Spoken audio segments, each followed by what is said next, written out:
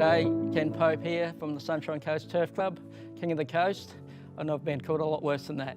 Started when I was 15 years old. I was living in Toowoomba at the time. A guy from Charleville needed an apprentice, so they sent me out there to be his apprentice. So that's where I ended up originally starting from, in Charleville. The guy that was teaching me was Bo Green. He had a jockey's licence, so it was basically hands-on teaching basically for the 4 years. You know, I was pretty successful as an apprentice out there. I only spent 5 years out there and then moved in town. But yeah, I won a bunch of premierships out there, of course. Just rode a lot of winners for the limited opportunities I did have. The track was reasonably young at that stage. I think it was only 2 or 3 years, might have even only been 2 years old at the time. And a guy called Ray McCall had a runner over here. He was from Toowoomba and he asked me if I'd come over and ride it for him.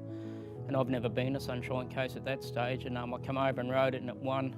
And the next weekend I basically moved up. So yeah, I really enjoyed it. So I moved straight away. There's no other track I felt that would surpass a track like this. It's so big and roomy. I've found over the years it gives every horse the opportunity from the barriers, from every start, which is very unusual for a track to do that.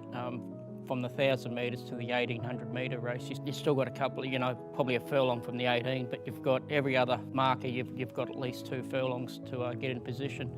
And I felt that, you know, no matter what barrier you did draw, you could get a good run. Swiss Ace, a local horse, obviously local owned, local trained.